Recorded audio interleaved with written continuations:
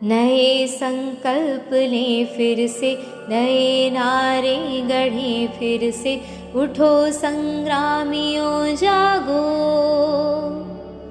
उठो संग्रामियों जागो, नई शुरुआत करने का समय फिर आ रहा है, कि जीवन को चटक गुलजार करने का समय फिर आ रहा है। चलो अब एक नए अभियान के पदचाप गूंजे,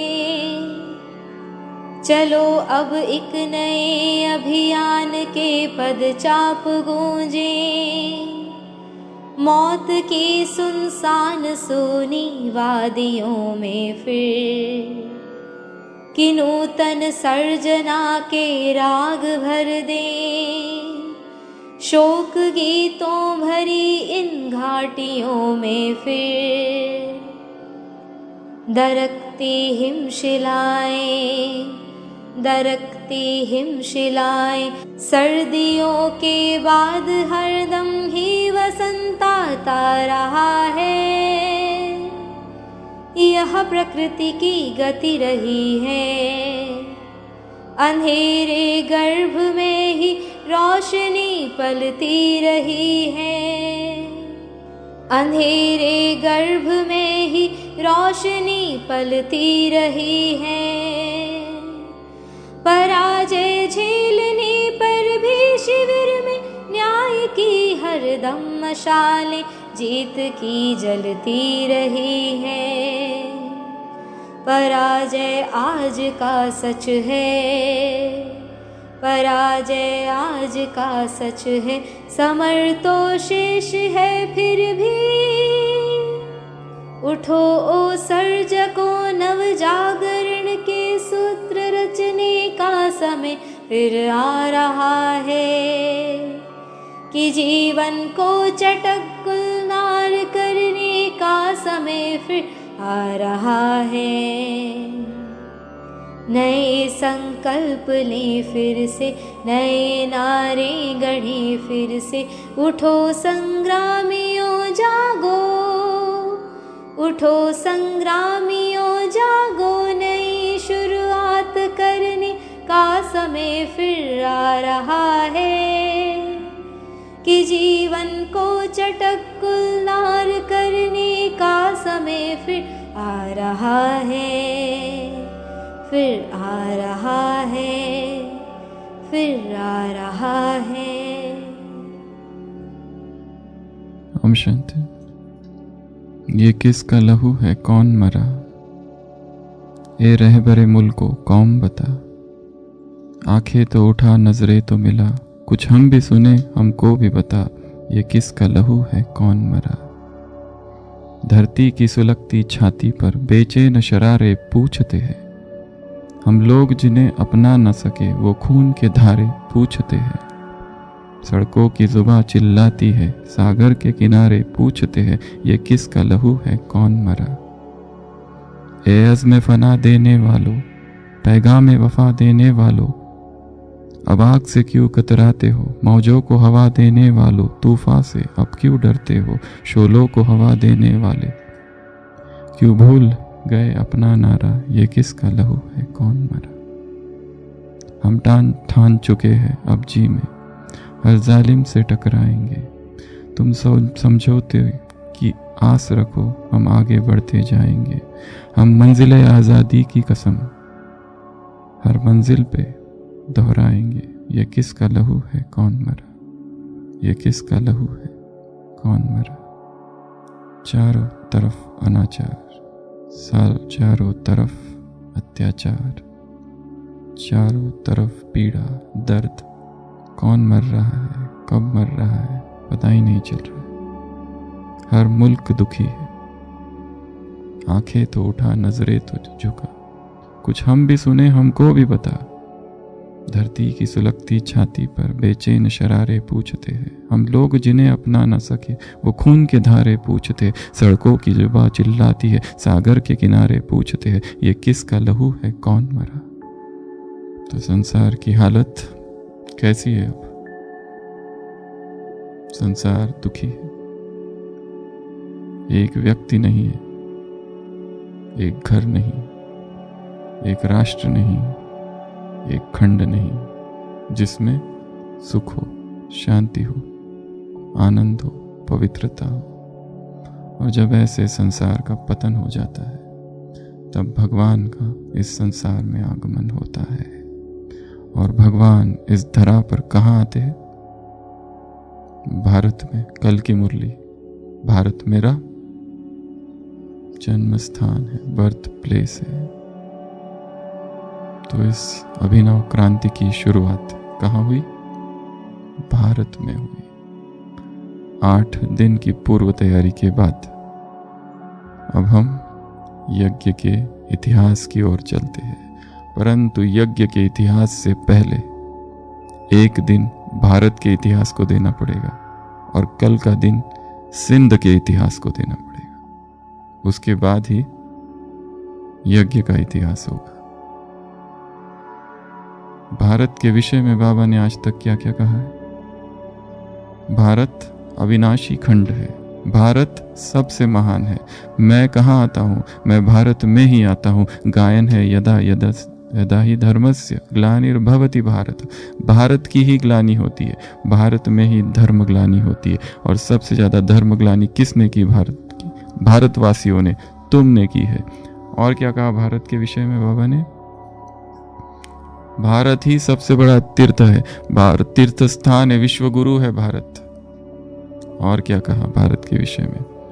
भारत माता पिता की भूमि है, भारत में ही शिवरात्रि मनाई जाती है, भारत में ही गीता का गायन है, भारत में ही लक्ष्मी नारायण के मंदिर है, भारत में ही देवी देवताओं के मंदिर, भारत ही सिरताज था, भारत ही साहूकार था, भारत ही सॉल्वेंट था, भारत ही गरीब बन गया, दुखी बन गया, राव से रंक बन गया, भारत ही मोहताज हो गया, भारत ही माता है, भारत माता, अमेरिका माता, लंदन माता, ऑस्ट्रेलिया माता, न्यूजीलैंड माता, फ्रांस माता नहीं है। भारत क्या है? माँ है। भारत माता की जय, भारत माता की जय।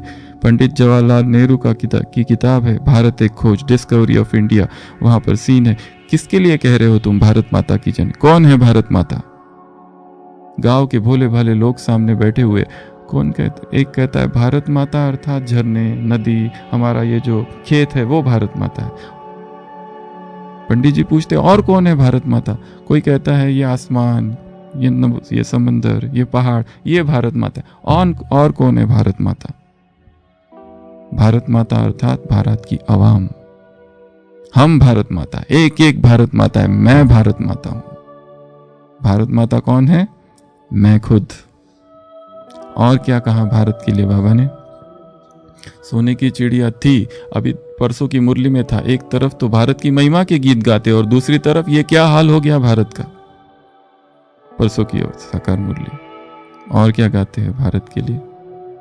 सबसे ज्यादा पतित कौन बना? भारत। सबसे ज्यादा साहूकार, सबसे ज्यादा पवित्र भारत था, सबसे ज्यादा पतित भी भारत ही बना है। और क्या कहा? सबसे ज्यादा गालियां भी किसने दी? भारतवासियों ने। भारत अविनाशी खंड। और भारत का प्राचीन भारत की बहुत महिमा है। यह भी मुरलियों में आया है। प्राचीन भारत की बहुत महिमा है। प्राचीन भारत का प्राचीन योग प्रसिद्ध है। और हाँ, ये किसने कहा? ये कब आया था? ये मुरली में अभी आया है, 4 दिन पहले मुरली में आया है। जितनी बाप की महिमा है, सुनी है ना मुरलिया? याद भी है ना? थोड़ी थोड़ी। तो जितनी बाप की महिमा है उतनी ही भारत की भी महिमा है। जितनी भारत की महिमा है और जितनी बाप की महिमा उतनी ही गीता की महिमा। गीता माई बाप है, वैसे ही सारे विश्व का भारत माई बाप है। और क्या कहा भारत के लिए? दूध घी की नदियां कभी यहां बहती थी, और अभी ये किसका लहू है कौन मरा, ये किसका लहू है कौन मरा, ये भी नहीं पता। इतना लहू बह रहा, इतना दुख, इतने दर्द, इतनी पीड़ा, इतना दर्द है। इस संसार में, इस भारत में। और क्या कहा भारत के लिए? अखंड भारत, बेहद का भारत और अविभाजित भारत। सबसे बड़ी बात कही है, भारत कोई एक देश नहीं है, सारा विश्व ही भारत है। अमेरिका भी भारत है, लंदन भी भारत है, ऑस्ट्रेलिया भी भारत है, सब कुछ भारत ही है। तब कुछ एक ही तो था पहले, फिर टुकड़े टुकड़े हो गए, खंड खंड में विभाजित हो गया, परंतु भारत एक ही है। एक ही भारत था, एक ही भारत है और एक ही भारत रहेगा। मैं ही भारत हूं। तो इस भारत के लिए उतना प्यार हो। स्वतंत्र संग्रामियों ने क्या कर दिया था? अपनी जान कुर्बान कर दी भारत के लिए। तो भारत को मां माना, सब कुछ अपना सर्वस्व त्याग कर दिया। Surrender, sum complete surrender. Hindi में कितने शब्द है? एक है त्याग, त्याग के भी ऊपर एक शब्द है बलिदान, बलिदान के भी ऊपर एक शब्द है कुर्बानी, कुर्बानी के भी ऊपर एक शब्द है उत्सर्ग, उत्सर्ग किया। उत्सर्ग बहुत ऊंचा शब्द है। सब कुछ अर्पण कर दिया, उसमें फना भी आ गया, सब कुछ खत्म, वही सर्वस्व है, हमारा कुछ रहा ही नहीं। कंप्लीट उत्सर्ग, उत्सर्ग किया भारत के लिए। और एक बात, एक सूक्ष्म बात, द्वापर से अब तक जिसको भारत के लिए इतना प्यार था और जिन्होंने भारत के लिए अपना जीवन अर्पित कर दिया, वो कौन सी आत्मा रही होगी? वो कौन आत्मा रही होगी जो ऊपर से आई द्वापर के बाद? वो हो ही नहीं सकता है। ये वो आत्माएं थी जो शुरुआत से भारत में आई थी, क्योंकि इन्हीं लोगों ने भारत को कैसा देखा था, इतना स्वर्णिम भारत जिन्होंने देखा था, इतना सुख शांति पवित्रता जिस भारत में इन लोगों ने देखी, और अचानक इस भारत में ये क्या हो रहा है? इसलिए इन्हीं लोगों ने भारत के लिए, तो वो जितने फ्रीडम फाइटर्स थे कहां बैठे? कहां है सुखदेव, राजगुरु, भगत सिंह और मंगल पांडे जी? कहां गए? वो पीछे बैठे हैं। वो झांसी की रानी, वो सब कौन है? वो सब इधर ही बैठे, वो तात्या टोपे, वो सारे इधर ही बैठे हुए। एक एक जिसने इस देश के लिए अपना सर्वस्व बलिदान कर दिया, वो सभी देव कुल की आत्माएं थी। वो सब इधर ही है। वो स्वामी दयानंद सरस्वती, वो स्वामी विवेकानंद से लेके स्वामी शिवानंद से लेके स्वामी योगानंद से लेके वो सारे जो भारत के लिए जिन्होंने सर्वस्व स्वाहा किया, वो सब कहाँ हैं? यहाँ, अभी और इधर। वो सभी देवकुल की आत्माएं थी। बाबा ने कहा और एक चीज कही भारत के विषय में, सारा खेल भारत पर है। सारा खेल कहाँ चल रहा है? भारत। भारत का ही पतन है, भारत का ही उत्थान है।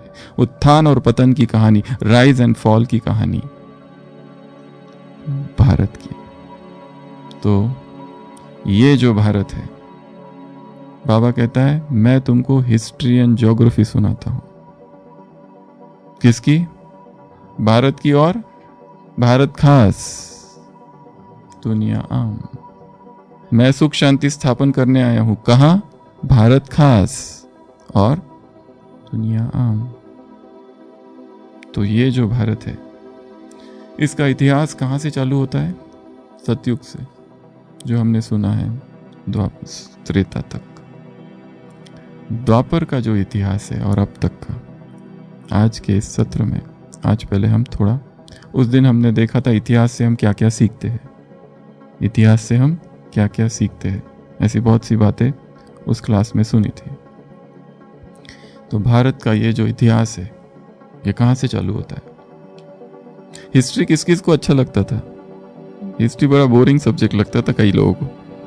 हिस्ट्री का कोई प्रश्न पूछो तो ऊपर नीचे हो जाते। हिस्ट्री को इतना, क्योंकि हिस्ट्री करने के बाद तुम करोगे क्या? तुमको मिलेगा क्या? तुम लॉयर बनो, डॉक्टर बनो, इंजीनियर बनो। हिस्ट्री आर्ट्स लेके क्या करोगे? हिस्ट्री को थोड़ा। और हिस्ट्री पढ़ते भी है तो किस लिए पढ़ते हैं? एग्जाम पास होने के लिए, इसलिए हिस्ट्री पढ़ते हैं। या कोई इंटरेस्ट से पढ़ता है हिस्ट्री? पढ़ता है कोई? खाली डेट्स याद कर लेते, वो भी किस लिए? एग्जाम में लिखने के लिए।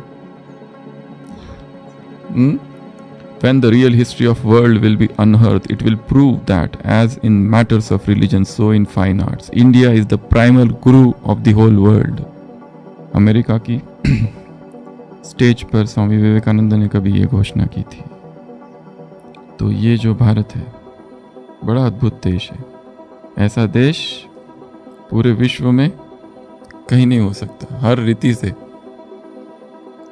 अमेरिका कहता है हमने फ़ोन की खोज की, चाइना कहता है हमने सिम कार्ड की खोज की, जापान कहता है हमने SMS खोजा, कोरिया कहती है हमने ब्लूटूथ खोजा, और भारत क्या कहता है? Missed call. भारत से कभी एक भिक्षु जापान गया और भारत के जो ग्रंथ थे वो सभी ग्रंथों को उसने सोचा इनका अनुवाद करूंगा वहां की भाषाओं में। पैसे नहीं थे, गरीब था बेचारा, भीख मांगी, पैसे इकट्ठा किए, 10 साल लग गए उसको 10,000 रुपये जमा करने में। भिक्षु था और उसी समय फिर बाढ़ आ गई वहाँ पर। उसने वो सारे पैसे उस बाढ़ की सेवा में लगा दिए। उसके साथियों ने क्या कहा? उसको कहा अरे तुम क्या करते हो? ये पैसा अनुवाद कार्य के लिए, भारत के जो महानतम ग्रंथ है उनका प्रचार यहाँ करना है। उसने कुछ नहीं कहा, चुप। बाढ़ बीत गई, फिर उसने और पैसे जमा किए, इकट्ठा किए अगले 10 साल तक। अगले 10 साल में पैसे जमा हो गए। फिर अकाल पड़ गया। अकाल पड़ने के बाद फिर उसने क्या कर दिया? वो सारे पैसे अकाल में लगा दिए। उसके मित्रों ने कहा अरे तुम अभी 80 साल के हो गए हो, अनुवाद कार्य के लिए आए थे यहाँ, और ये क्या कर रहे हो? पैसे अकाल के कार्य में लगा रहे हो। उसने कुछ नहीं कहा, चुप। अगले 10 वर्ष उसने फिर पैसे इकट्ठे किए। इस बार ना बाढ़ आई ना अकाल पड़ा, किताबों का अनुवाद हुआ, और जो मुख्य किताब थी उसमें उसने लिखा द 3rd एडिशन। लोगों ने पूछा ये 1st and 2nd संस्करण कहाँ है? उसने कहा वो जो संस्करण थे ना वो तो रियल संस्करण थे, वो प्रैक्टिकल संस्करण थे, उसके मुकाबले ये कुछ भी नहीं है तीसरा, वो रियल थे। तो भारत की महिमा अर्थात यहाँ के लोगों की महिमा। जितने महापुरुष भारत में निकले हैं उतने कहीं नहीं निकले। परंतु ये नहीं है कि केवल भारत में ही निकले हैं। महापुरुषों की निकलना केवल भारत की मोनोपोली नहीं है। Every country has produced spiritual giants. हर देश से महापुरुष निकला है, परंतु भारत खान है। यहाँ कदम कदम पर एक एक संत निकलते ही रहता है, निकलते ही रहता है। एक महान आत्मा, कहीं अवतार, कहीं कुछ, कहीं कुछ, कहीं कुछ, कहीं कुछ, कोई ना कोई है ही। जितने लोगों को भारत में भगवान माना जाता है उतना और कहीं नहीं माना जाता। हर 10-100 किलोमीटर में एक मिलता है। ये कौन है? अवतार। किसके? उसके। ये कौन है? अवतार। किसके? उसके। ये कौन है? गुरु। यहाँ के अवतार, तीर्थंकर, बुद्धो। ये बुद्धों की, अवतारों की, तीर्थंकरों की, ईश्वर पुत्रों की भूमि है। सिकंदर का आक्रमण जब होता है तो आंभी पुत्र सिकंदर से मिल जाता है। वो भारत के द्वार खोल देता है सिकंदर के लिए। वो आंभी पुत्र आता है, चाणक्य के पास, कहता है कि तुम आप भी मिल जाओ, क्योंकि सिकंदर कोई साधारण व्यक्ति नहीं है, वो देव पुरुष है, वो देव पुत्र है। सारे विश्व को जीतने के अभियान के लिए उसे देव आज्ञा मिली हुई है। चाणक्य की उसे क्या कहता है? उस विदेश ने तो एक ही देव पुत्र बनाया है। यहाँ ये देवों की भूमि है, हम देवों के ही तो वंशज है। समुद्र से हिमालय पर्यंत, हिमालय से समुद्र पर्यंत भारत की भूमि मेरी है। भारत का कण कण मेरा है। ये चाणक्य कौन सी आत्मा रही होगी? देवी देवता कुल की इतना प्यार भारत के लिए और किसी को कैसे हो सकता है? जो ऊपर से द्वापर से आई, सीधा द्वापर में आई परम धाम से, वो भारत से इतना प्यार कर सकती है? भारत से सबसे ज्यादा प्यार किसने किया है?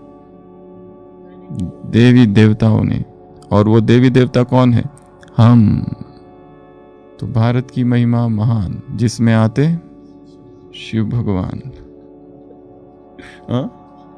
भारत की युक्तियाँ वो तो बहुत ज़्यादा ही फेमस है विश्व भर में। भारत का जुगाड़। एक टीचर आता है, क्रिश्चियन टीचर, एक स्कूल में और पूछता है बताओ इस संसार में सबसे महान कौन है। एक बुद्धिस्ट बच्चा बैठा रहता है, वो कहता है बुद्ध, कहता है बैठो। एक मुस्लिम लड़का बैठा रहता है, वो हाथ खड़ा करता है, कौन, वो कहता है प्रॉफेट मोहम्मद, कहते बैठो। एक हिंदू लड़का बैठा रहता है, उससे पूछते तुम बताओ कौन, वो कहता है जीसस क्राइस्ट, कहते हैं वेरी गुड, एक्सेलेंट। बाद में टीचर बोलता है तुमको कैसे पता, वो कहता है मुझे ये तो पहले ही पता है कि कृष्ण ही सबसे महान है, बट बिजनेस इज बिजनेस। अंदर से तो मुझे पहले ही पता है दूसरा कोई महान हो ही नहीं सकता, बट बिजनेस तो बिजनेस है ना आखिर। तो भारत जुगाड़ के लिए भी बहुत ज्यादा फेमस है। तो भारत के इतिहास की हम थोड़ी सी चर्चा करेंगे। तो भारत का इतिहास द्वापर से अब तक का 3 भागों में विभाजित है। प्राचीन भारत 2500 बीसी से, बीसी अर्थात क्राइस्ट से पूर्व, एडी अर्थात क्राइस्ट के बाद, ईसा पूर्व ईसा बाद 750, फिर यह है प्राचीन भारत, फिर है मध्य भारत 750 से 1750 तक, इसको कहते हैं मध्यकालीन भारत। तीसरा है 750 से 1947, 15 अगस्त 1750 से 1947 तक, भारत के स्वतंत्रता तक, इसको कहते हैं आधुनिक भारत। तो भारत इन 3 भागों में विभाजित है। आज हम भारत का इतिहास देखेंगे, भारत की संस्कृति देखेंगे। कल हम देखेंगे सिंध का इतिहास, क्योंकि इसी सिंध में एक संसार की सबसे महत्वपूर्ण क्रांति या घटना घटी, जहाँ से एक नया अभिनव अभियान चालू हुआ। तो प्राचीन भारत, बाबा ने एक मुरली में कहा हुआ है, साकार मुरली, प्राचीन भारत की महिमा बहुत है। गायन है प्राचीन भारत की महिमा का। तो प्राचीन भारत जो था वो कब है, बहुत पहले 250 बीसी, बिफोर क्राइस्ट जो गिना जाता है। वैसे तो इतिहास जो कुछ लिखा है कब लिखा गया, बाद में लिखा गया, और इतिहास में जो कुछ लिखा गया है वो रियल इतिहास किसी को ही पता नहीं। इसके पहले भी कई बार सुना चुके हैं। एक हिस्टोरियन था, सबसे famous historian, Edmund Burke. Edmund Burke ने अपने जीवन में 30 साल लगा दिए, किस लिए, इस संसार में आज तक क्या क्या हुआ और कब कब हुआ वो सब कुछ लिखने में। हर सभ्यता के बारे में, ग्रीक की सभ्यता, जापान की सभ्यता, मेसोपोटामिया की सभ्यता, हर इस मिस्र की सभ्यता, हर सभ्यता का उगम कैसे हुआ, उत्पत्ति कैसी हुई, शब्दों की व्युत्पत्ति कैसे हुई, भाषा कैसे जन्म ली, हर चीज उसने लिखी। एक दिन वो आधी रात को बैठ के लिख रहा था, अचानक आवाज हुई, उसके घर के पीछे कुछ हो गया। भाग के देखा, क्या, एक व्यक्ति का मर्डर हो गया है, कत्ल हो गया है, गिरा पड़ा है, लाश सामने बिछी हुई है, खून बह रहा है, सारे लोग एकत्रित है। वो पूछता है क्या हुआ क्या हुआ। कोई कहता है इसने अपने आप को खुद मार दिया, दूसरा कहता है नहीं इसका मर्डर हो गया, तीसरा कहता है नहीं वो आदमी जो है ना ये इसका एक्सीडेंट हो गया। कि अभी चश्मदीद गवाह है, सभी लाश पड़ी हुई है और हर एक का वर्षन अलग अलग है, हर एक का वर्षन अलग अलग है। ये वर्तमान में हो रहा है। वो घर पर आता है और उसने जो कुछ लिखा सब फाड़ के फेंक देता है। जो कुछ भी लिखा है उसने क्या कर देता है, फाड़ के फेंक देता है। तो ये हमारा इतिहास है। इतिहास बाद में लिखा गया है। जीसस क्राइस्ट ने बाइबल नहीं लिखी है, बाद में लिखी गई है बाइबल। सारे धर्मशास्त्र, धर्म स्थापक आए, उनके बाद में लिखे गए। उसमें कितना सत्य है, क्या है, किसको पता।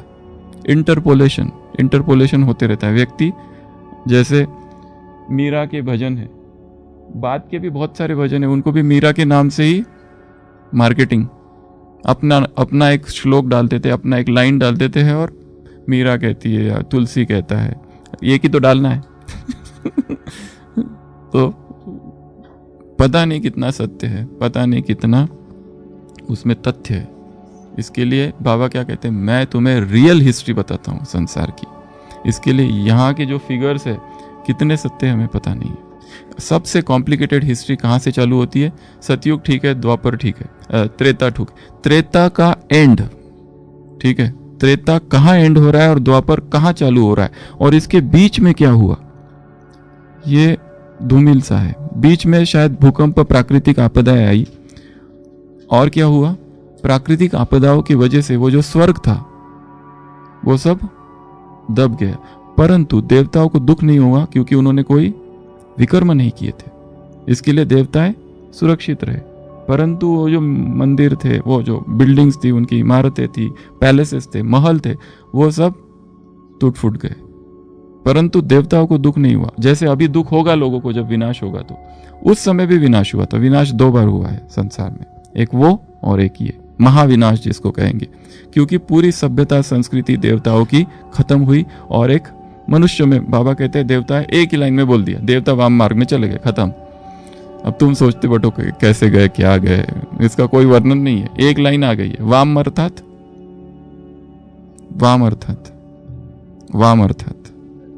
द लेफ्ट, वाम अर्थात लेफ्ट, द लेफ्टिस्ट। संस्कृति में या फिलॉसफी में 2 मार्ग है, एक राइट मार्ग, एक लेफ्ट का, वामपंथी, लेफ्टिस्ट, अनराइटियसनेस, पतन हो गया उनका, वो मूर्तियों की पूजा करने लगे, ये सब करने लगे। तो चालू करते हैं प्राचीन भारत से। तो प्राचीन भारत अर्थात कौन सा है प्राचीन भारत? सिंधु घाटी सभ्यता, इंडस वैली सिविलाइजेशन, IVC।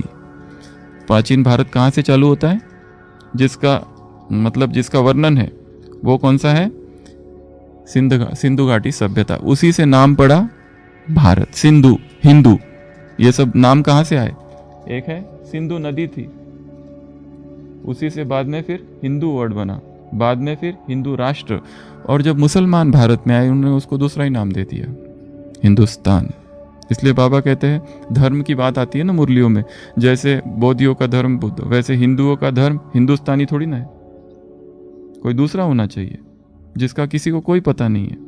तो सबसे पहले प्राचीन भारत जो है, ईसा से बहुत साल पूर्व सिंधु घाटी सभ्यता थी यहाँ पर। और ये जो सिंधु घाटी सभ्यता है, इसकी बहुत सारा इसका वर्णन है मोहनजोदारो एंड हड़प्पा।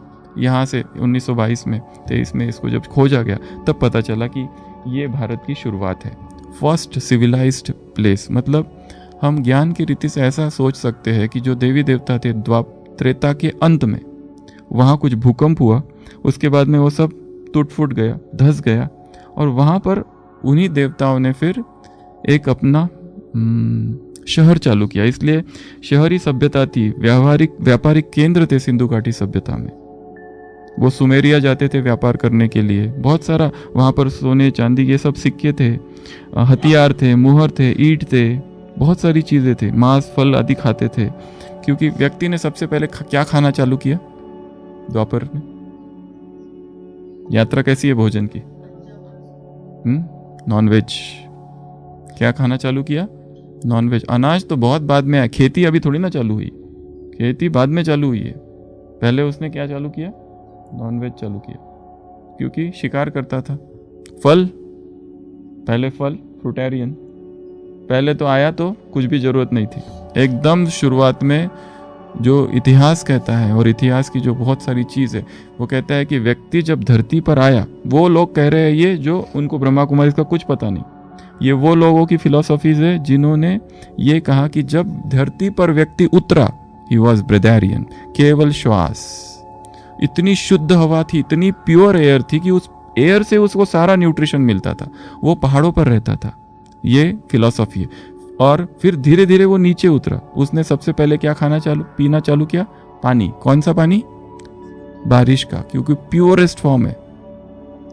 वाटेरियन जर्नी, ब्रेदारियन कुछ भी नहीं, फिर धीरे धीरे पानी, फिर धीरे धीरे उसको जो क्रिश्चियन में दिखाते हैं एदम और ईव, उनको निकाल दिया गया। क्यों? क्योंकि फल खा लिया था। फिर फ्रूटेरियन, फिर फल खाना चालू किया उसने। तो भोजन क्या था यहाँ पर? सतयुग त्रेता में फल। फिर धीरे धीरे और आगे बढ़े, द्वापर आया। द्वापर से क्या? सामने सामने आ जाओ, पीछे कुर्सी है। तो सबसे पहले यात्रा कैसी है? ब्रेदारियन की। नेक्स्ट यात्रा में क्या है? फ्रूटेरियन आए। थर्ड यात्रा में द्वापर चालू हो गया, और द्वापर में क्या चालू किया व्यक्ति ने? नॉनवेज। यहाँ पे क्या खाना? मारना चालू किया, और धीरे धीरे फिर उसको फल प्लांट वेजिटेरियन, फिर यहाँ सब कुछ, यहाँ से खेती चालू हो गई। तो ये उसका इतिहास है। तो सबसे पहली जो प्राचीन भारत में सभ्यता थी कौन सी थी? सिंधु घाटी की सभ्यता, और इसकी शुरुआत 2500 BC से 1750 BC तक थी। ये शहरी सभ्यता थी, जैसे माना लोहे, गाय, घोड़े का प्रमाण नहीं है यहाँ पर। अब इसमें एक बहुत ही सूक्ष्म बात है कि सिंधु घाटी सभ्यता, मोहनजोदारो, हड़प्पा, ठीक है, यहाँ पर अवशेष मिलते हैं शिवलिंग के और देवी देवताओं के, देवियों के मुख्यतः। और जो भारत में आक्रमण हुआ था वो सिंध में हुआ था। मोहम्मद बिन कासिम, सबसे पहला जो आक्रमण मुगलों का भारत में जो हुआ था वो सिंध में हुआ था, सिंध के द्वारा हुआ था। तो दिस इज लाइक, ऐसा कहते हैं इतिहासकार कि ये एक संयोग है कि मतलब जो शुरुआती भारत है उससे ये पता चलता है कि शायद जो सुप्रीम है, सर्वश्रेष्ठ है, जिसकी पूजा होती थी वो शिव ही था, क्योंकि शिवलिंग पाया गया। कृष्ण तो है ही नहीं यहाँ पर, राम तो है ही नहीं, राम कृष्ण अभी तो ये बहुत आगे है, ये बहुत पहले है। हम सिंधु घाटी सभ्यता में कोई राम की भक्ति नहीं है, कोई कृष्ण की भक्ति नहीं है, कोई, हाँ, पर देवियों के अवशेष मिले हैं वहां पर। उस समय देवियों की, लिविंग कन्याओं की पूजा होती थी सिंधु घाटी सभ्यता में, और शिवलिंग का प्रमाण मिला है, ये दिखाया गया है। तो सिंधु घाटी सभ्यता, सिंधु घाटी सभ्यता का पतन हुआ, वहां कौन आ गए? आर्य आ गए। अब ये आर्य कहां से आए, इस पर बहुत बड़ी कंट्रोवर्सी है। कई लोगों का कहना है कि आर्य बाहर से आए, पर कई लोगों का कहना है ये आर्य भारत में ही थे, बाहर गए और फिर आने का वर्णन है, उनका यहाँ के जाने का उधर वर्णन नहीं है। रमेश भाई साहब ने अपनी एक क्लास में कहा है कि आर्य भारत में ही थे, ये आर्यवत इसीलिए तो कहलाता है। आर्य कहीं और से आए नहीं, परंतु इतिहास कहता है कि दे केम फ्रॉम आउटसाइड। कई लोगों का कहना है वो दक्षिण से आए, कई लोगों का कहना है विदेश से आए, परंतु आर्य भारत में ही थे, बाहर गए और वापस भारत में आए, आने का वर्णन है बस। तो सिंधु घाटी सभ्यता का पतन हुआ और आर्य का उत्कर्ष हुआ, तो आर्य आए, और ये आर्यों का जो आगमन है लगभग 1500 BC से 600 BC तक है। पंजाब और अफगानिस्तान में सरस्वती नदी के किनारे आए, फिर यहाँ पर ऋग्वेद, महाभारत, रामायण की रचना हुई, संस्कृत भाषा आई, ग्रामीण सभ्यता थी, उपनिषद आए, समाज में 5 भागों में समाज बट गया, कुल, ग्राम, विश्व, जन और राष्ट्र, ये आर्य। और धीरे धीरे फिर आर्यों का पतन हुआ, और उसमें भी फिर वैदिक सभ्यता आई। वैदिक सभ्यता को ही वास्तव में आर्य सभ्यता कहते हैं। वैदिक पीरियड, फिर पोस्ट वैदिक पीरियड, और फिर यहाँ पे बहुत सारी चीज़ें हैं, सारे शास्त्र, सारे उपनिषद, सारे वेद पुराण यहाँ लिखे गए। और फिर और आगे बढ़ो, आगे भारत में एक अवतार का जन्म है, कौन सा? पहला बुद्ध। भारत तब तक जनपदों में बढ़ गया, 16 जनपदों में भारत बढ़ गया था। इसलिए चाणक्य की फिलॉसफी में बार बार आता है कि ये जो भारत है, मेरा स्वप्न क्या है? अखंड भारत, क्योंकि खंड खंड में बढ़ गया है भारत, जनपदों में बढ़ गया है भारत। इसलिए सिकंदर ने जब आक्रमण किया तो वो तक्षशिला से चाणक्य कहाँ पहुंचा? मगध। किसके पास? धनानंद के पास की मदद करो। हम इस सिकंदर को अगर नहीं रोके तो वो पूरे भारत को अपना गुलाम बना देगा, पर धनानंद उसको हटा देता है, इसलिए तो प्रतिज्ञा करता है। तो यहाँ बुद्ध, उस समय 16 जनपद थे, उसमें से अति महत्वपूर्ण गणराज्य थे शाक्य और लाच्छवी, और तथा राजतंत्र थे कौशंबी, मगध, अवंती और कौशल। तो इस तरह से 16 जनपदों में भारत तब बटा हुआ था। ठीक है, अब और आगे चलते हैं। फिर यहाँ बुद्ध का जन्म दिखाया है, फिर उसके द्वारा अब तक वेद उसमें बलि चढ़ाना ये सब हो गया था। और जब बुद्ध का आगमन हुआ तो उसने क्या कर दिया? ये सारी बलि प्रथा को अपने आप रोक गया। जो बौद्ध की, जो हिंदू धर्म को मानने वाले थे, वो सारे क्या बन गए? बौद्ध ही बन गए, क्योंकि वहां ना आत्मा था ना परमात्मा। इसकी फिलॉसफी नहीं थी उसकी। क्या था? केवल सम्यक ध्यान, सम्यक कर्म, सम्यक श्रवण, सम्यक व्यायाम, जो 8 फोल्ड पाथ्स है, मछली निकाय जिसको कहा है, मछली मिडल पाथ, तो लोग उसकी तरफ आकर्षित हो गए। तो यहाँ पर बौद्ध धर्म एट द सेम टाइम बौद्ध का, महात्मा बुद्ध का समकालीन कौन था? महावीर। तो जैन धर्म और बौद्ध धर्म दोनों, हम केवल भारत के इतिहास की चर्चा कर रहे हैं, इसलिए इस्लाम, क्राइस्ट, जुडाइज्म इनको नहीं ला रहे, केवल भारत की चर्चा चालू है। ये भी तो शुरुआत में प्राचीन भारत कहाँ से चालू हुआ? सिंधु घाटी सभ्यता से चालू हुआ, फिर आर्य आए, वैदिक सभ्यता आई, उसके बाद में बौद्ध धर्म आया, वैदिक सभ्यता का पतन हुआ। वैदिक सभ्यता का पतन हुआ, कम कम होते गए। सिकंदर का आगमन हुआ 326 बीसी में। झेलम के तट पर पोरस को, झेलम के युद्ध में पोरस को हरा दिया सिकंदर ने, और पर सिकंदर खुद बीमार पड़ गया। वो मालियों के गांव में, कबीले में लड़ा के द्वारा घायल हुआ और उसको भारत में घुसने नहीं दिया। और प्लस ये सारे गुरुकुल के सारे छात्र और चंद्रगुप्त मौर्य, वो तो चला गया, परंतु सेलुकस था, उसकी जो बेटी थी उसके चंद्रगुप्त मौर्य का उसका विवाह दिखाया है। सिकंदर की वापसी, मेगस्थीनिय सेलुकस का राजदूत था जो कि चंद्रगुप्त के दरबार में कई समय था। इसके लिए भारत का जो फर्स्ट हिस्ट्री जो लिखी गई है इंडिका, वो किसने लिखी? मेगस्थीनियस ने लिखी। इंडिका बड़ा ग्रंथ है, पर उसमें भी बहुत सारी चीज़ें चली गई और मिक्स्ड, और कुछ खो गया, कुछ रहा, कुछ खो गया, कुछ रहा, ऐसा सब हुआ है। तो सिकंदर के बाद में, और इंडिका में सबसे ज़्यादा वर्णन किसका है? मौर्य साम्राज्य का। और अब स्थापन हुआ मौर्य साम्राज्य। भारत का जो प्रथम क्या कहेंगे इसको, राजा है, शासक है वो, और हिंदू भारत का, अखंड भारत का जो प्रथम शासक है वो है चंद्रगुप्त मौर्य। और अंतिम, कमलेश भाई, पृथ्वीराज चौहान, अंतिम शासक, जिसकी हार हुई तराइन के युद्ध में मोहम्मद घोरी के द्वारा, और उसके बाद में तुरंत आ गया मुगलों का शासक, गुलाम वंश, तुगलक वंश, वो सारा आगे। तो यहाँ पर मौर्य शासन चालू हुआ। इस शासन में बहुत सारी चीज़ें हुई, तो ये भी बढ़ता गया। फिर उसका बेटा कौन था? बिंदुसार। और बिंदुसार का बेटा कौन था? अशोक। बिंदुसार की महिमा क्या है पता है? नहीं बिंदुसार की महिमा है सन ऑफ फादर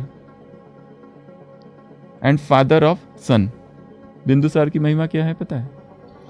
उसके जो पिता थे चंद्रगुप्त का बेटा, और किसका पिता? अशोक का पिता उसकी अपनी महिमा नहीं है महिमा किसकी है? क्योंकि अशोक ने जो किया और उसके दादा ने जो किया, क्योंकि चंद्रगुप्त को मौर्य ने धीरे धीरे फिर अंत में जैन धर्म स्वीकार कर लिया, अशोक ने बुद्ध धर्म स्वीकार कर लिया बाद में, पर बीच में जो था वो था उसके पिता। उसकी महिमा ऐसी है वो पिता का बेटा है और बेटे का पिता है, ये उसकी महिमा है। उसकी अपनी महिमा नहीं है, महिमा है अशोक की, अशोक महान, और चंद्रगुप्त मौर्य की महिमा है। तो ये सारे जो साम्राज्य हुआ ये पूरा मौर्य साम्राज्य है, और मौर्य साम्राज्य का उत्कर्ष हुआ अशोक के काल में, सबसे ज़्यादा उत्कर्ष हुआ। और सबसे महत्वपूर्ण बात, कलिंग के युद्ध में के बाद अशोक को वैराग आ गया। ये सब दुख दर्द पीड़ा देखकर उसने बौद्ध धर्म स्वीकार किया, और बौद्ध धर्म का उत्कर्ष हुआ अशोक के काल में। उसका बेटा राहु, ये सारे जो थे उसके बेटे को उसने उधर श्रीलंका भेजा, सब जगह बौद्ध धर्म बहुत तेजी से फैला। बौद्ध धर्म भारत में इतना नहीं हुआ फैलाव, भारत के बाहर हुआ, चाइना, ये सब बर्मा, श्रीलंका, ये सब जगह पर बौद्ध धर्म फैला। तो ये भी एक बड़ी अचरज की बात है। जहाँ जो जन्म लेता है, जीसस क्राइस्ट कहता है prophets are not respected in their own country. जिस देश में मसीहा आता है उस देश में उसको सूली चढ़ाई जाती है, और बाकी देशों में उसके चर्च बनाकर उसकी पूजा होती है। Prophets are not respected in their own country. हल्की मुल्की दाल बराबर। This son of man, foxes have holes and birds in the heavens have nests. This son of man hath not where to lay his head. वो कहता है सबके लिए अपना अपना कुछ कुछ है, पक्षियों के लिए घोंसला है, पर मेरे लिए रखने के लिए, सिर रखने के लिए एक जगह नहीं है यहाँ पर। This son of man hath not where to lay his head. Jesus Christ कहता है। तो मौर्य साम्राज्य हुआ, फिर मौर्य साम्राज्य का पतन हुआ। इसमें एक इतिहास से सीखने जैसी बात है, अनित्यता। एक साम्राज्य अपने उत्कर्ष पर पहुंचता है और फिर धीरे धीरे गिरता है। कैसे गिरा? क्योंकि ये जो परिवार वाले थे, उत्तराधिकारी थे, वो सब कमजोर थे, उनमें आपसी मतभेद हो गए, इसके लिए वो पतन हो गया। उसके बाद में मौर्य साम्राज्य के बाद में गुप्त साम्राज्य आया, गुप्त द्वारा स्थापित किया हुआ, समुद्रगुप्त, चंद्रगुप्त द्वितीय, उसमें कालिदास। फिर उसके भी पतन का कारण कि स्वतंत्र राज्य चालू हुआ, हुनों का आक्रमण हुआ। भारत एक ऐसा देश है पूरे विश्व में जिस पर सब ने आक्रमण किया पकड़ पकड़ के आक्रमण, हुनों ने आक्रमण किया, पुर्तगालियों ने आक्रमण किया भारत पर, डच ने आक्रमण किया भारत पर। किसने? एक एक आया और भारत को, पुर्तगाल, डच, हुन, चंगेज खान, मंगोलिया, सब लोग आए और भारत को लूट लूट के ले गए। और जो बचा कुचा था वो ईस्ट इंडिया कंपनी आई फिर बाद में फिर अंग्रेज आए और भारत को, और भारत एकमात्र देश है जिसने आज तक किसी पे आक्रमण नहीं किया। इसलिए भारत माता की जय हम शांति प्रिय लोग हैं तो इतनी भारत की महिमा है। इसलिए फिर गुप्त साम्राज्य आया, उसके बाद में हर्षवर्धन आया भारत में। हर्षवर्धन, ये सब बड़े शासक थे। इसका शासनकाल था 606 से 646 एडी तक। इसमें बहुत भारत की उन्नति हुई। हेन त्सांग चीन का यात्री है जो उसी समय भारत में आया था, उसमें हेन त्सांग, जिसमें ये सब वर्णन किया। और उसका जो दरबारी था वान बाघभट्ट, उसने हर्षचरित्र और कादम्बरी की भी रचना की। तो ये सब चीज़ें हर्षवर्धन के काल में हुई। फिर उसके बाद में, इसकी अभी डिटेल में नहीं जाएंगे, बादामी चालुक्य आया बादामी में, उसके बाद में कांची में पल्लव शासक आए, उसके ये खत्म हुआ प्राचीन भारत। कहाँ तक? 750 एडी तक। अभी तक भक्ति का कोई नाम निशान नहीं है। हम कहते हैं ना, भक्ति कब से कर रहे हो? अनादिकाल से, परंपरा से चालू है। यहाँ भक्ति है ही नहीं 750 एडी तक। अभी नेक्स्ट मध्यकालीन भारत 750 से 1750 तक। यहाँ पर बहुत सारे सीमावर्ती राजपूतों का वंश था। ये पाल वंश, सेन वंश, प्रतिहार वंश, राष्ट्रकूट वंश, ये सब आए। पाल वंश की स्थापना गोपाल ने की। ऐसे बहुत सारे आगे आगे जाते हैं। दक्षिण में चोल वंश आया। फिर उसके बाद में भारत पर अरबों का, हाँ यहाँ महत्वपूर्ण है, मोहम्मद बिन कासिम, भारत पर प्रथम आक्रमण। कहाँ से आक्रमण हुआ? बाहर से। भारत पर बाहर से शासक आते गए। क्यों आए भारत में ये सब लोग? क्योंकि इन्होंने क्या सुना था कि भारत में बहुत माल है। सोचो कि ये सब लोगों ने तब, मतलब ये अभी देखो कौन सा भारत चालू हो गया है यहाँ पर। ये द्वापर युग तो कब का चालू हो गया है, उसके बाद भी 750 वर्ष आगे। मतलब मध्यकालीन भारत में कितना पैसा था, इतना पैसा था भारत में। वो देवी देवताओं के राज में कितना पैसा होगा। और एक एक ने इतना पैसा लूट के लेके गया, एक एक इतना लूट के लेके गया कि उसकी कोई गिनती नहीं है। इतना पैसा ये लोग लूट के लेके गए भारत से। तो सबसे पहले मोहम्मद बिन कासिम भारत पे आया। फिर मोहम्मद गजनवी का भारत पे 17 बार आक्रमण हुआ।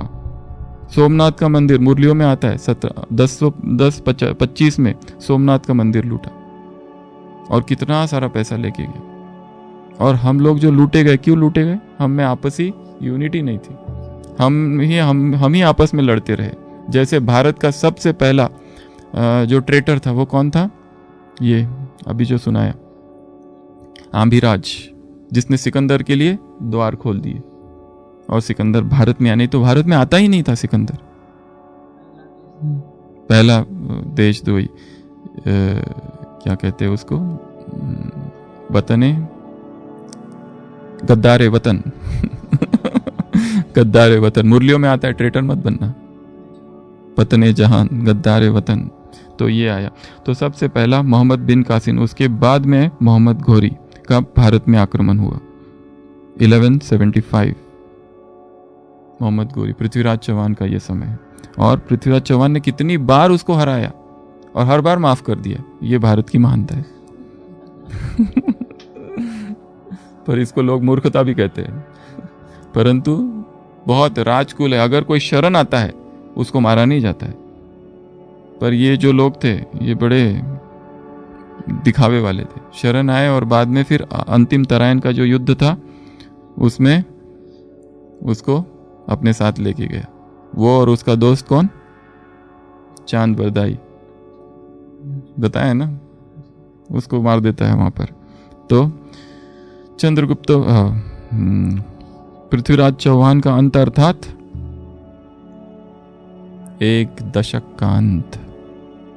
पृथ्वीराज चौहान का अर्थ अर्थात हिंदू अंतिम राज्य का अंत यहाँ से ही सब कुछ चालू हुआ। और पृथ्वीराज चौहान का अंत, 2 राजधानी थी, एक अजमेर और दिल्ली, 2 से ऑपरेट करता था वो, तो वहाँ अंत हुआ और बस यहाँ से मुगल साम्राज्य चालू हो गया। क्योंकि मोहम्मद घोरी ने खुद राज्य नहीं किया, उसने क्या किया, गुलाम छोड़ गया। तो क्या चालू हुआ फिर, गुलाम वंश चालू हुआ। खिलजी वंश आया, तुगलक वंश आया, सैयद वंश आया, लोधी वंश आया, एक के बाद एक वंश आते गए। इल्तुतमिश, रजिया सुल्तान आई बीच में, कुछ ही समय थी पर वो, और फिर चली गई। कुतुबुद्दीन ऐबक, कुतुब मीनार जो है दिल्ली का, तो कुतुबुद्दीन ऐबक। फिर पानीपत का प्रथम युद्ध हुआ यहाँ, इसको कहते हैं सल्तनत काल। उसके बाद में दक्षिण में जाओ, विजयनगर साम्राज्य की स्थापना हुई। किसी एक क्लास में यहाँ पर विस्तार से हमने चर्चा की थी, हक्का बुक्का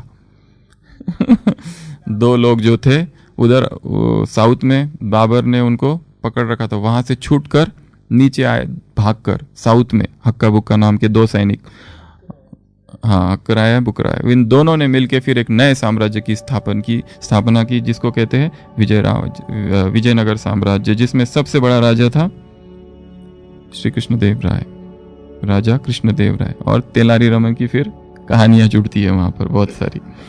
फिर उसका भी पतन होता है, पर विजयनगर साम्राज्य का सूफी और भक्ति आंदोलन अब यहाँ आता है, ज्ञान से संबंधित भक्ति यहाँ चालू हुई।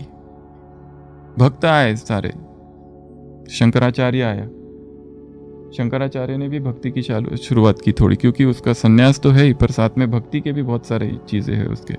संत ज्ञानेश्वर, चैतन्य महाप्रभु, मीरा, फिर उधर तुलसीदास ने राम भक्ति, चैतन्य महाप्रभु ने कृष्ण भक्ति, वो महाराष्ट्र में तुकाराम ज्ञानेश्वर, ये सारे लोग आए, नामदेव, यहाँ पर भक्ति चालू हुई। साउथ में भक्ति चालू हुई, अक्का महादेवी और ये सारे, तो भक्ति का विस्तार हुआ यहाँ पर। कहते हैं कि 7वीं शताब्दी भक्ति कहाँ से शुरू हुई, साउथ से, नॉर्थ से शुरू नहीं हुई है, साउथ से भक्ति चालू हुई है, दक्षिण भारत से भक्ति का उदय हुआ। और सारे देश में अब तक शासन किसका चल रहा था, पहले वैदिक साम्राज्य था, उसके बाद में बुद्ध आया, सब बौद्ध बन गए, परंतु बौद्ध का शून्यवाद इतना फैल गया कि फिर भक्ति आई, फिर बुद्ध हट गया, फिर जो बौद्धी थे वो भक्त बन गए, और फिर भक्ति की लहर फैल गई पूरे भारत में, भक्ति ही भक्ति, भक्ति ही भक्ति, जहाँ देखो वहाँ। फिर कृष्ण भक्ति चालू हुई, राम भक्ति चालू हुई, 5 प्रकार, वैष्णव, विष्णु की भक्ति करने वाले, शिव की भक्ति शाक्त, शक्ति की भक्ति करने वाले शाक्त, और शिव की भक्ति वाले शैव, और गणपति की भक्ति करने वाले गाणपत्य, और सूर्य की महिमा करने वाले भक्ति करने, ऐसे 5 भक्ति भारत में चालू हुई। यहाँ से भक्ति का आगमन हुआ है। तो उसके पहले चाणक्य किसी कृष्ण के मंदिर में जाने का वर्णन नहीं है, परंतु हाँ चंद्रगुप्त अशोक दिखाए शिवलिंग के पास जाते हुए, प्रार्थना करते हुए, ये इसका वर्णन दिखा है। तो शिवलिंग सबसे पहली जिसकी भक्ति, बाबा क्या कहते हैं मुरलियों में, सबसे पहले शिव की भक्ति चालू हुई, अव्यभिचारी, और फिर भक्ति कैसी हुई, व्याभिचारी हो गई। शास्त्र लिखे गए, रामचरितमानस आया, पहले तो वाल्मीकि रामायण था, फिर रामचरितमानस आया, करते करते करते करते ये सब बढ़ते गया। फिर सूफी आंदोलन आया, भक्ति आंदोलन, गुरु नानक, कबीर, मीराबाई, रविदास, फिर मूर्ति पूजा चालू हुई, ये सब चालू हुआ। और फिर मुगल साम्राज्य उसी टाइम पे, मतलब हुमायूं, पहले बाबर से चालू हुआ, हुमायूं आया, अकबर आया, जहांगीर आया, शाहजहां आया, औरंगजेब आया। अकबर का शासनकाल बहुत अच्छा उसमें दिखाया हुआ है, बहुत सारी। सूर साम्राज्य आया, मराठों का उत्कर्ष हुआ, शिवाजी महाराज से वो चालू हुआ। और फिर धीरे धीरे धीरे प्रथम आंग्ल युद्ध, दूसरा, तीसरा आंग्ल युद्ध, और फिर मराठों का भी पतन हुआ। और ये सब पतन होते होते सबसे लास्ट में क्या आ गए, फिर प्लासी का युद्ध हुआ 1757 में। और उसके बाद में फिर धीरे धीरे व्यापार करने विदेशी आए इधर, और धीरे धीरे फिर उनका ईस्ट इंडिया कंपनी स्थापित, 1857 की क्रांति हुई। झांसी की रानी, मंगल पांडे, बहुत सारे लोग अलग अलग जगह पर हुई, पर वो क्रांति जैसे दब गई। पर उसने बहुत सारी ईस्ट इंडिया की कंपनी को डिस्ट्रॉय कर दिया, सारे भारत का शासन सीधा क्वीन उधर एलिजाबेथ उसके हाथ में चला गया। और फिर भारत स्वतंत्रता संग्राम चालू हुआ, फिर कांग्रेस की स्थापना हुई, और फिर उसका विस्तार, फिर धीरे धीरे धीरे बहुत सारी चीज़ें होती गई। गांधी युग कहते हैं उसको तो 1947 तक। तो ये संपूर्ण भारत का इतिहास है। प्राचीन भारत, मध्य भारत और आधुनिक भारत। तो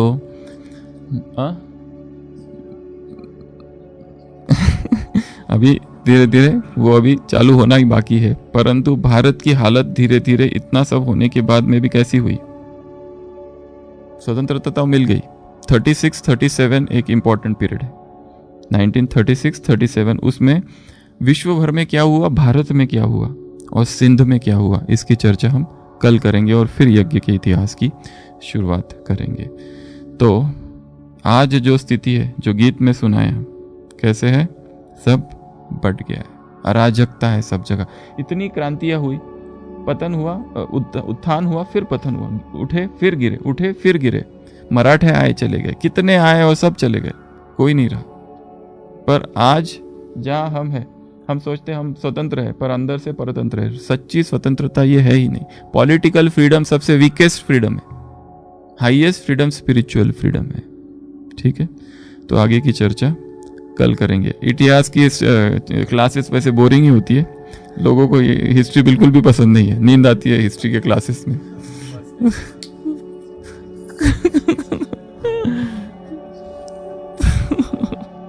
रामलीला कब हुई, राम मंडलिया कब, ये सब बहुत सारी चीजें हैं जो हम बीच बीच में चर्चा करेंगे।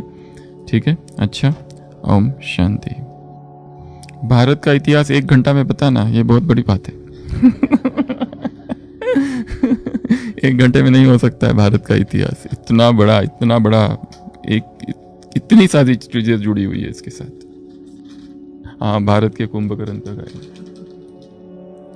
भारत के रावण का भी गायन है, रावण को क्यों छोड़ दिया? लॉर्ड क्लाइव कितना लेके गया, ये जो युद्ध हुआ था, प्लासी का जो युद्ध होता है, लॉर्ड क्लाइव और सिराजुद्दौला, उसमें भी एक व्यक्ति ने धोखा दिया था। कौन? मीर जाफर, गद्दार वतन। वहां पर भी एक व्यक्ति ने धोखा दिया था, जिसमें नहीं तो ऐसा हो ही नहीं सकता है कि उनकी सेना कितनी थी, इतनी सी लॉर्ड क्लाइव की, और ये जो था सिराजुद्दौला, उसकी सेना इतनी बड़ी थी, फिर भी क्योंकि इसने धोखा दे दिया बीच में, परंतु उसको मिला गया, उसको ही तो मार दिया फिर बाद में वो लोगों ने। और लॉर्ड क्लाइव कितना सामान भर भर के लेके गया, कैसे 7 जहाज भर के लेके गया। अब भी 1757 में, मतलब उस समय के भारत में भी कितना पैसा था, 7 बड़े बड़े जहाज, हीरे मोती चांदी सब भर भर के लेके गया। इसलिए बाबा कहते भारत साहूकार था, अब गरीब बन गया है। ओम शांति।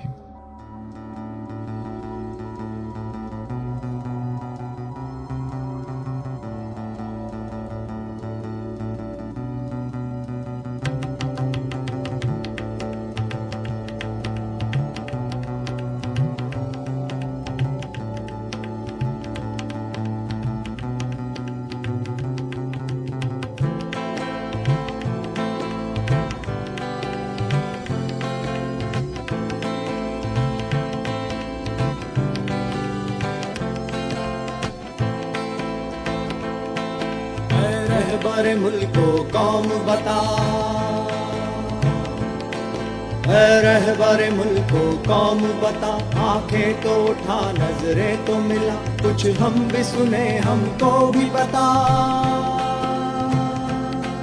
ये किसका लहू है, कौन मरा,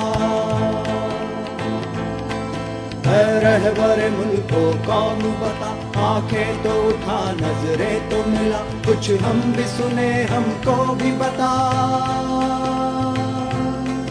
ये किसका लहू है, कौन मरा, ये किसका लहू है, कौन मरा।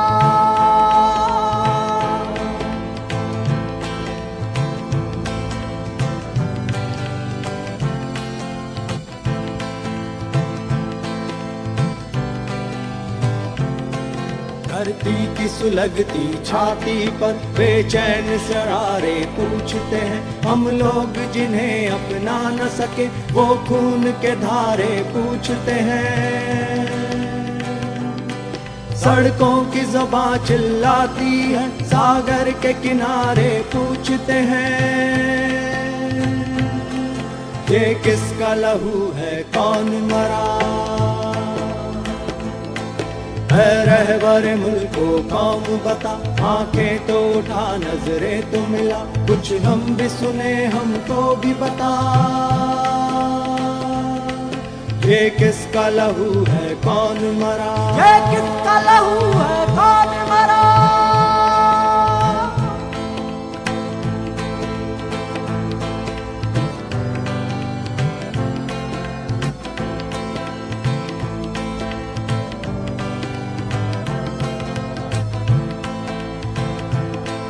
है अज़्म फना देने वालों पैगाम वफा